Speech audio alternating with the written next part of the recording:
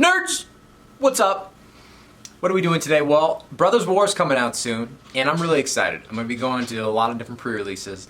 But before that, I wanted to make some videos just going through the cards, so I'm better prepared knowing what to expect. And I thought I would just like to, use it as an opportunity to make a video, share my talking out loud to get familiar with what cards are going to be good, what cards may not be. I'm a newish player. I've been playing for only a few months, so I think it's a good practice for myself to work on talking these things through and maybe figuring out how a card might be good or might not be good. So that's what we're doing today. And let's get into it. Today we're just going to be doing white and blue rares and mythic rares. So starting off is In the Trenches. In the Trenches is one white, and it's an enchantment, it's mythic rare. Creatures you control get +1/+1. And then you have the added ability of 5 and white, and you can exile target non-land permanent you don't control until In the Trenches leaves the battlefield. Activate only as a sorcery and only once. So for In the Trenches, I honestly love it. It's kind of like a King Darien, Queen Alanal in enchantment form with the passive +1/+1 ability.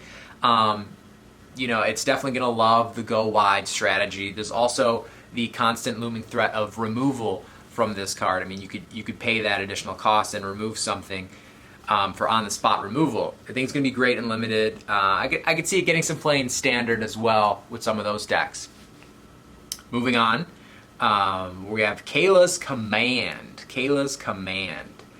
Just pulling that up here. So Kayla's Command, one white for a sorcery where you get to choose two. You can create a 2/2 colorless construct artifact creature token. Put a +1/+1 counter on a creature you control. It gains double strike until end of turn. Search your library for a basic plains card, reveal it, put it into your hand, then shuffle. Or you gain 2 life and scry 2. So, for Kayla's Command, I like Kayla's Command because the versatility gets you. I mean, you can get a creature, you can buff a creature, gain life for a scry 2. I think the mana fixing ability is a bit awkward due to the fact that it's requiring double white, but it can only really fetch you planes. I suppose it can help with ramp, but I think it's still great for limited. You might see it in some constructed play. I definitely wouldn't mind seeing this card, but that's how I feel about that. Moving on, we have Kayla's Reconstruction. Kayla's Reconstruction. So X, white, for a sorcery at gold. Look at the top 7 of your library. Put up to X artifact and or creature cards with mana value 3 or less from among them onto the battlefield. Put the rest on the bottom of your library in a random order.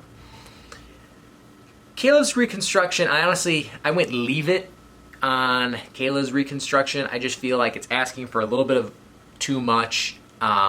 It's a bit narrow. It's requiring a significant amount of build around in the sense that you need to have a lot of 3-drop creatures, artifacts.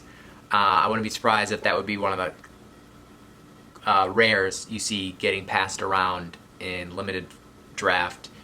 So yeah, I'm not too excited about it, and it seems costly too. It seems like you're getting more of your value for the more you would spend on this. Because, if you only do X of 1, you're spending 4 mana for a random 3-drop artifact creature. So really you want to be spending your X higher than that. So I'm not too keen on Kayla's Reconstruction. Moving on, Loran of the Third Path is our next one. 2 and a white legendary creature, Human Artificer. We're going to see a lot of those in this set. And it's a rare. It's a 2/1 with Vigilance, and with Loran of the Third Path enters the battlefield, destroy up to 1 target artifact or enchantment. It has the tap ability of you and your target creature each draw a card. So for Loran, I actually love it.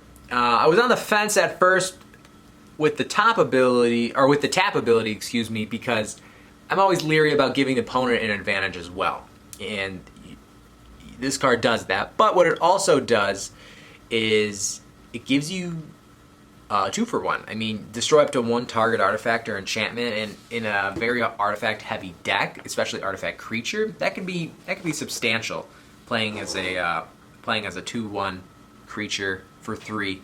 That's also near unconditional removal on any of those big artifact creatures, and this set is just full of those. So this is a huge card, I think. So I'd be excited to open Lorana the Third Path. Moving on, Myrel, Shield of Argive. Myrel, Shield of Argive. So that is 3 and a white. And I'm actually going to get a box for my computer real quick. I'm going to take a pause. Take a pause. And we're back. We're talking about Myrel, Shield of Argive. It's 3 and a white. It's a legendary creature, human soldier, coming in at Mythic Rare. It's a 3/4. During your turn, your opponents can't cast spells or activate abilities of artifacts, creatures, or enchantments. Whenever Myrel, Shield of Argive attacks, create X 1/1 colorless soldier artifact creature tokens, where X is the number of soldiers you control. This card is crazy. I mean, for a 4-drop, it's shutting down. It shuts down your opponent. I mean, during your turn, it shuts down blue for sure, which I love. And then also you're exponentially growing your soldiers because Myrel's a soldier, you're going to get 1. Then you have that 1, then you're going to end up with 4. Then after that, 8, plus anything you're dropping if you're playing into the soldier tribal, if that's available. I mean, it looks like there are a lot of soldiers in this. I mean, this is a war, so I think we will see that type a lot. So I'm absolutely loving Myrel, Shield of Argive. So also 4 toughness, that makes that a pretty tough target for removal. So I imagine you're going to be seeing some play, some board wide building, and that's what white typically likes to do. Moving on, our next is Siege Veteran. Excuse me, I did not pronounce siege incorrectly. Siege Veteran. So for 2 and a white, creature, human soldier, coming in at rare for a 2/2. At the beginning of combat on your turn, put a +1/+1 counter on a target creature you control, and whenever another non-token soldier you control dies, create a 1/1 colorless soldier artifact creature token. So, Siege Veteran, I wouldn't love it. I think it's interesting. It has a little bit of a zombie dynamic to it with the whole when a creature dies, you get a creature. I think that's interesting. And also, it's kind of like a miniature Elspeth with every turn you're able to buff one of your creatures. And it can also target itself, so that's pretty good. For a 3-drop, I'll be happy to see Siege Veteran. I'm sure I'll see a ton of limited play. And again, another soldier playing into our last rare mythic. Moving on, next card, Soul Partition. Soul Partition is 1 and a white for an instant at rare. Exile target non-land permanent. For as long as that card remains exiled, its owner may play it. A spell cast by an opponent this way costs 2 more to cast. So for Soul Partition, I left it. I don't like the halfway feeling of removing something and then my opponent having the option of recasting it for 2 more mana. If I'm targeting it, then it must be for high value. And adding 2 to the casting cost doesn't feel like that much of a deterrent. Now I know they have to recast it, but again, it's kind of that halfway feeling of it's a threat that I'm going to have to deal with later. I know this doesn't cost a whole lot. It definitely buys you time and slows down their plays. If they happen to cheat the creature out somehow, then it may create a bigger advantage in mana, which at that point would make this card feel better, but it just feels situational. It feels like, you want something big to target with this, and it has to be big in the sense of mana cost, and that's pretty late game, I'm thinking. I don't know. Maybe I'm wrong, but I'm not feeling Soul Partition. Moving on, we have Takacia's Welcome. Takacia's Welcome. So 2 and a white for an enchantment at rare. Whenever 1 or more creatures with mana value 3 or less enter the battlefield under your control, draw a card. This ability triggers only once each turn. So you can't do no captain calls on this. I remember this makes me think of Captain's Call on Griffin Protector, where it gets +1/+1 for each creature that enters the battlefield this turn. It's kind of limiting itself. But anyway, I like this. I give this the love it. I love establishing card draw engines, especially in white, where you don't really see that much. I feel like blue is the draw color. There does seem to be some enchantment targeting available in this set, but at 3 mana, I feel like that puts it on the border for whether or not an opponent really feels like this is worthwhile to remove with their enchantment removal. White does like to play low and wide, so the fact that it's 3 3 mana or less. That's pretty good, I'd feel like. I'm pretty happy to see Takacia's welcome. I'm gonna take a pause here. All right, and we're back. Up next, we have Autonomous Assembler. Now this is colorless for 5, but it does have prototype with white in it. So it's an artifact creature, assembly worker at rare. It's a 4/5 if you pay the 5, but it's 2/2 under the prototype of 1 and a white. It gets vigilance and it has the ability of pay 1, tap, put a +1/+1 counter on target assembly worker you control. So this one, I'm leaving it.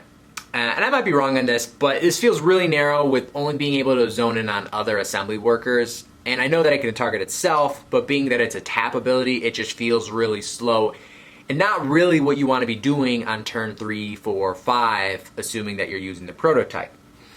Now, as far as prototype goes, I don't know how that's going to be playing in this set. I think it's new to this set, which it's exciting. But as far as cheating out creatures, you know, if you bounce it, is it the prototype? Is it the non-prototype? As far as I'm aware, it's the non-prototype for bouncing. I just don't know how much bouncing is going to be in this set. I think that paying the 5 for a 4/5 with vigilance is fine, but you know, I'm not crazy about it. Yeah, I could be wrong on it, but that's how I'm feeling about that. Moving on, finishing up here, in white. Next we have Platoon Dispenser. So Platoon Dispenser. So 5 colorless mana for an artifact creature construct at Mythic Rare. It's a 4/6 with, at the beginning of your end step, if you control 2 or more other creatures, draw a card. You have the ability of paying 3 and a white to create a 1/1 colorless soldier artifact creature token. And it also has Unearth. From the graveyard, pay 2 white, and it comes back with haste, and it can attack as a 4/6er. So Platoon Dispenser, I'm saying I love it. You know, I was hesitant at first, but it's you know, a Swiss Army knife seemingly. You know, you get card draw passively.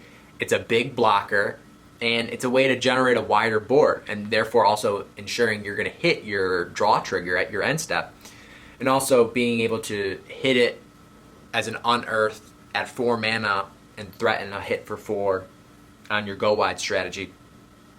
You know, I love graveyard options. So this card, Unearth mechanic in general, it speaks to me. On to the next, Steel Seraph. Steel Seraph. So Steel Seraph is 6 colorless mana, artifact creature angel at rare. It's a 5/4 if you pay the 6. You can also get it as a 3/3 for 1 white. It's flying, and at the beginning of combat on your turn, target creature you control gains your choice of flying, vigilance, or lifelink until end of turn. So talking about miniature Elspeth, I mean, here we go. I mean, you could give an ability to any of your other creatures, and lifelink is always a plus, especially on anyone with a big attacking creature. Is this other creatures you control? Target creature you control? No, so it can target itself, and at 5/4 already with flying, you know, give that lifelink, you're swinging in the right direction. You know, especially that its toughness for 4 seems to be fairly good. 6 mana seems a bit expensive on that, but I think at the 3 mana slot, that's quite nice. You know, targeting itself for lifelink, Steel Seraph is excellent. Moving on, what do we got next? Urza's Silex. Urza's Silex, here it is. So 3 colorless mana, legendary artifact at Mythic Rare. So you're going to pay 2 white and tap it, and you can exile the Silex. Each player chooses 6 lands they control and destroy all other permanents. Activate only as a sorcery. And when Urza's Silex is put into exile from the battlefield, you may pay 2, and if you do, search your library for a Planeswalker card, reveal it, put it into your hand, then shuffle. So in Limited, that second part's not going to be coming into play much because you're darn near never going to draft this and then also a Planeswalker, maybe in Sealed, but even still, quite rare. So this is more of a constructed ability there. But for the fact that it operates as effectively a board wipe for 7 mana over a 2-turn play, That's nice. I mean, you don't see too many board wipes, at least in Dominaria United that I didn't see that many, and I like that option. I tend to be on the type of player that prefers board wipes. I can build my board up fast again against the narrow, tall decks. So at 7 mana, again, across 2 turns, it does feel a little more expensive. It feels like it's less versatile than Karn's Silex, which had the potential for more asymmetrical play with being able to decide how much of I believe it's mana value on Karn's Silex that you can use to wipe the board. But still, I'm feeling it. I am feeling it. So Urza Silex, that gets a love it. So that's all for the white. Pretty excited just from seeing those cards. A lot of mythics and rares in white that I'd look forward to drafting. Honestly, let's give it a count. We had, out of all 12, we had just 2 that I'd leave. 10 I'd take. So pretty thrilled for that. Going into blue, we're starting off here with Drafna, Founder of Latnam. Let's see if I got that right. Founder of Latnam, yes. So here we go. 1 into blue, legendary creature, human, artificer, advisor. So he's advising you on your artifacts. For rare, it's a 2/1, and you have the 2 abilities. 1 into blue, return target artifact you control to its owner's hand. It's confusing in the language where you say you control, and then it says to its owner's hand. So maybe if you stole an artifact, but interesting. Second ability, 3 and tap, copy target artifact spell you control, and the copy becomes a token. So Drafna, I'm leaving it. I just think it's weird. I mean, bouncing your own artifacts feels very build around, requiring you not only to be in artifacts, but have artifacts that are ETBs.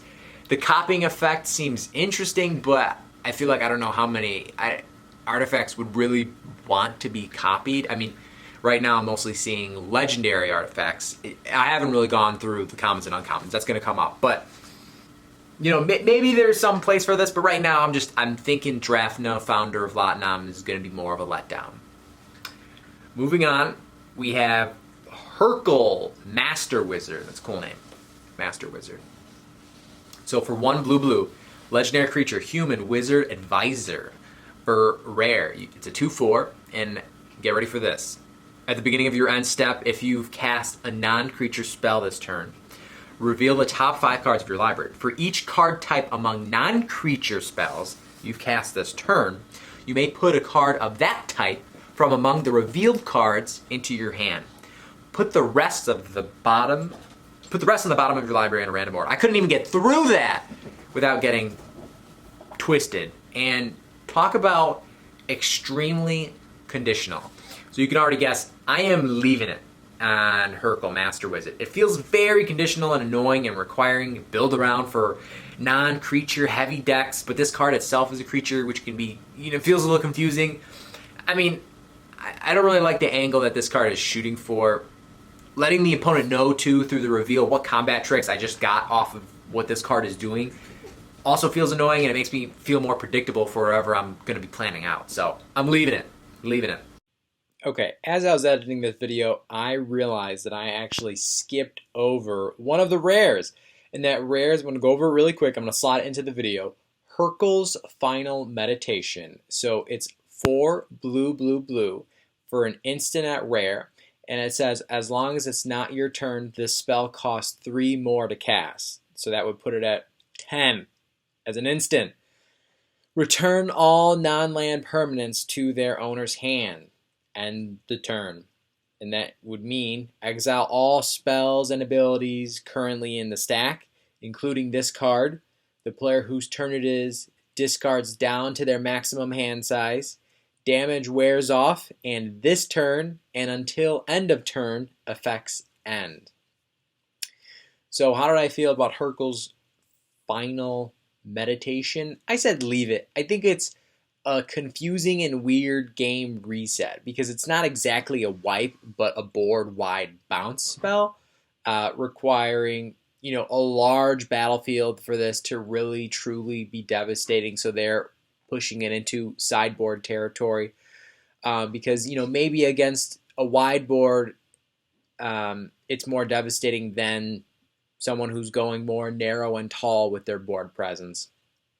Also, it is a bit annoying knowing that this spell can still be countered, especially when the cast cost can be as much as 10 mana.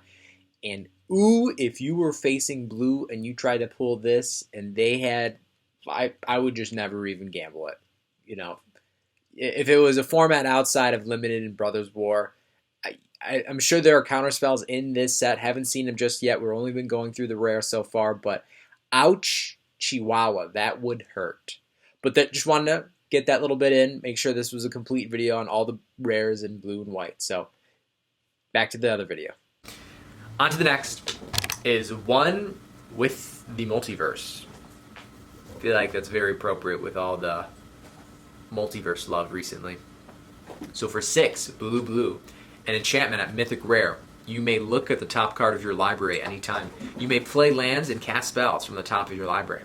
Once during each of your turns, you may cast a spell from your hand or the top of your library without its mana cost. So initially, I read that and I was like, wow, that is awesome. I love cheating out big, mean creatures. But then I looked at the mana cost and it's 8. And it's not an artifact, so you can't be using Power Stones to approach this. And I feel like in my Dominaria United games, I did not get to 8 lands very often. And if I did, they were very grindy games. And the payoff for this feels good on expensive spells and creatures.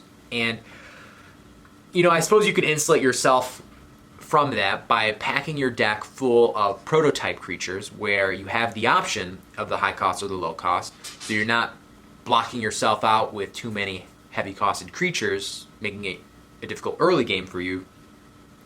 But still, it feels a bit narrow for my preference. It was close, but it's an enchantment, and this is an artifact heavy deck, so I just don't feel supported without the Power Stones at 8 mana. I'm leaving it. Blue's off to a rough start. Blue is 3 for 3 for leaving it.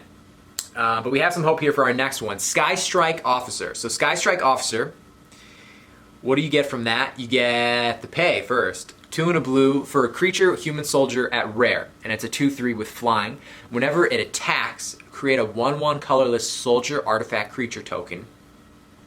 And the secondary ability of tap 3 untapped soldiers you control and draw a card. And Sky Strike Officer, it's breaking the streak. I love it. And it feels like it wants to be a white card with, you know, creating the colorless soldier token. But I suppose the draw makes it feel more like blue. And it's very nice utilization on the opponent's end step with untapped creatures you have. If you guys are kind of at a standstill, not attacking for that extra card draw. So that would solidify it in blue for me. So yeah, I definitely love it. On to our next. This is an exciting one. One of the leading characters in this narrative, Teferi, Temporal Pilgrim. So for 3 blue, you get a legendary Planeswalker Teferi at Mythic Rare. Comes in with 4 loyalty counters. And get this, no plus abilities on this Planeswalker. But it has the clause, whenever you draw a card, put a loyalty counter on Teferi, Temporal Pilgrim. You can use its 0 ability to draw a card. There's a -2 ability where you create a 2/2 blue spirit creature token with vigilance, and whenever you draw a card, put a +1/+1 counter on this creature. So much draw synergy here. And then -12 ultimate. Target opponent chooses a permanent they control, and they can put that back in their hand. And then they shuffle each non-land permanent they control into its owner's library. That includes lands. That is game ending. I mean, they're going to have... That is, if you get there, that's amazing. I think this card, I obviously love it. I think this card is mean, and the ability to loyalty counter the card with card draw, which is just happening every turn automatically. So automatically there's pressure there. And then you can build the other 2/2 with card draw synergy of just building itself up. Immediately you're creating problems for your opponent. So if they don't have immediate removal, they are in trouble. I feel like this is asking for a lot of build around for creating card draw and just getting Teferi up to that 12 and immediately just smashing that -12 ultimate to get your opponents to just lose the game on the spot, honestly. I mean, you can't come back from that, right? I mean, that's asymmetrical, right? Target opponent. Yeah, that is not everyone. That's just them. Yikes. I'm curious if that's going to happen more often. I feel like the card draw, from your turn, from your zero ability, from your other cards, this could be happening a lot. I don't know. I feel like this is going to happen more than it should, but we'll see. I mean, I'm excited for this card. I hope I get to play this card. Definitely don't want to be on the other side of this card. This is a bit scary. It's creating mega card advantage for you as the player. So that's very exciting. I see this coming to the top of Standard actually as well. I definitely see this slotting in nicely to the current blue meta. A lot of card draw on that deck with all the considers, and I just feel like anytime I play blue, they're just always getting new cards. So, impulse. Anyway, on to the next. Urza's Command. Urza's Command. 2 blue. It's an instant rare. You choose 2. So, 1. Creatures you don't control get -2/-0 until end of turn. 2. Create a tapped Power Stone token. 3. Create a tapped 0/0 colorless construct artifact creature token with this creature gets +1/+1 for each artifact you control. And then scry 1 and draw a card. This last ability. So Urza's Command, I'm loving it. Blue's making a comeback here. I'm loving it. I like the versatility. I think it can shut down a wide incoming attack.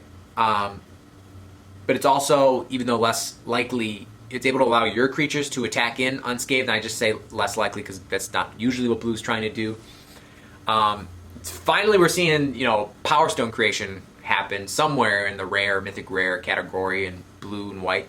I thought that'd be rather frequent in this deck. It seems to be a little bit more infrequent than I suspected.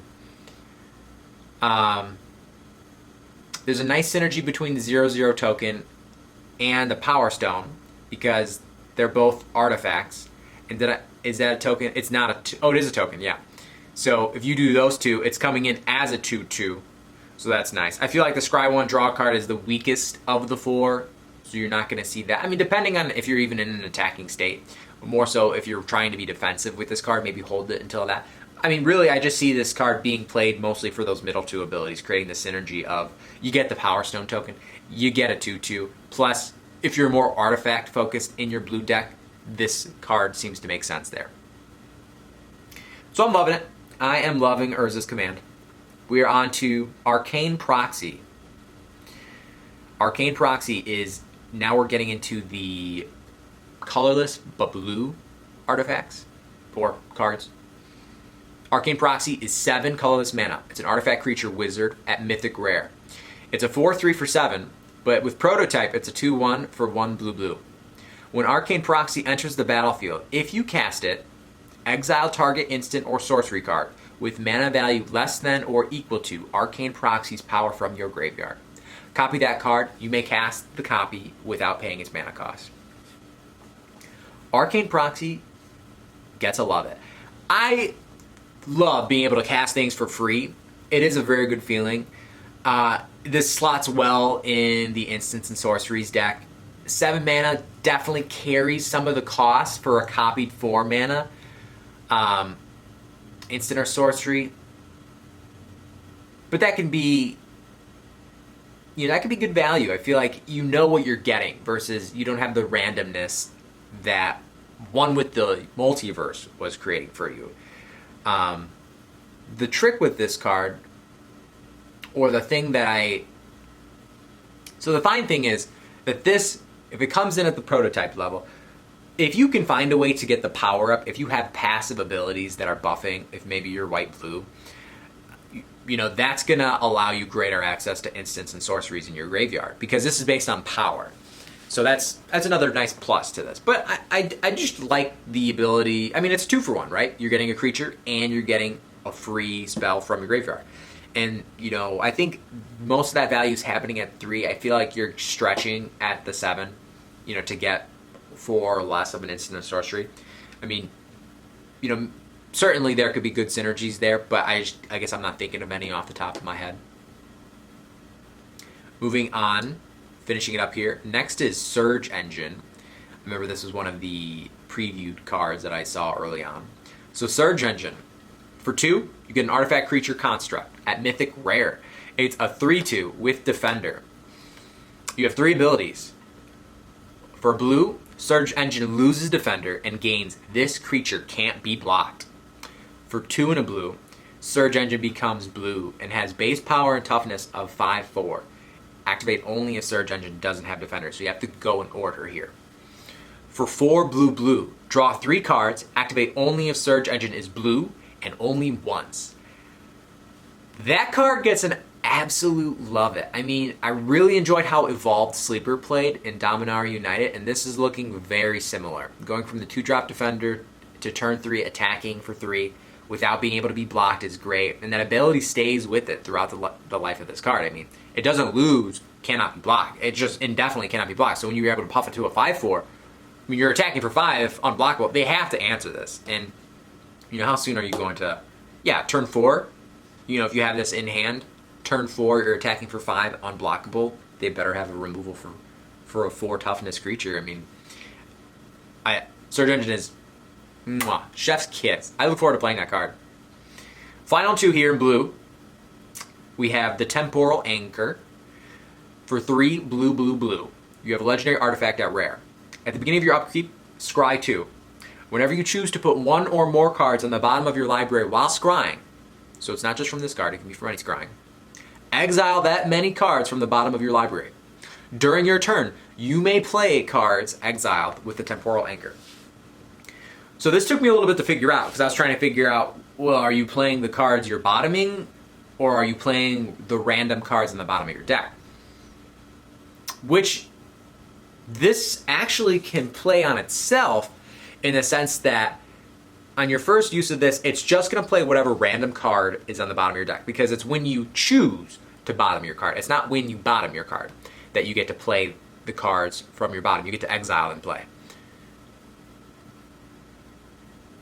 And you have to pay for those cards. So, but it's just increasing your options. So I like it for that. But when you bottom, you now know what is bottomed.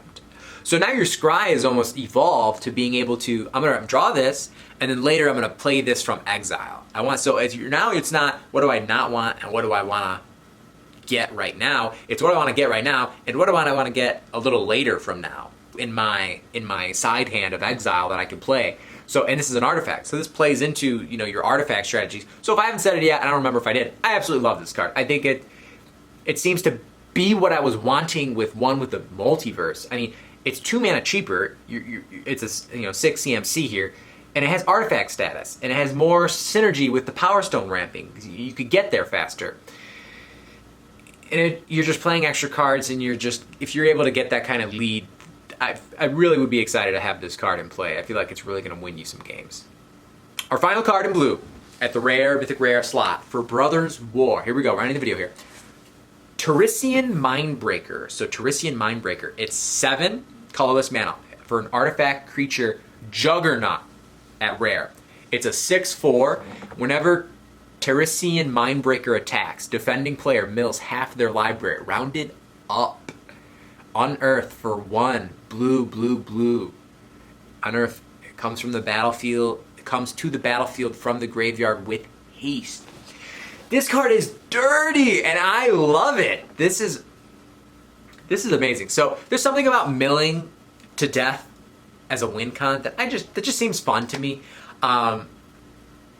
This would also be a nice card to get milled into your graveyard, just because it has the unearth mechanic, and you spend 4 and you get this creature swinging in for 6/4, and it's gonna mill their library. This card is beautiful. I'm excited for Terisian Mindbreaker. Certainly can foster a build around as far as a mill strategy goes, and limited or maybe even constructed. But that card definitely gets me excited. But with that is it for rares and mythic rares in white and blue for the Brothers War coming out this weekend. So I just want to go through the rares and mythic rares first, because in sealed, it might be helpful to actually think about what I'm going to build around based on the rares and mythic rares that I actually get. I think next week we're going to do more of the commons and uncommons. We'll do videos like this. We're doing it a couple colors at a time, getting through these cards in a reasonable manner. If you guys liked the video, I appreciate your likes. I appreciate your comments. I love to engage with you guys and just talk about this. Certainly, I could be making mistakes. I just think it's fun to talk out loud, get myself thinking, get you guys thinking. See what you guys think in the comments. Prove me wrong. Show me what I'm missing. I'd love to hear it, honestly. But thank you for everyone for the support so far. I really appreciate how much my last video got viewed. So I'm trying to put more out here. Otherwise, take care, nerds. See you soon.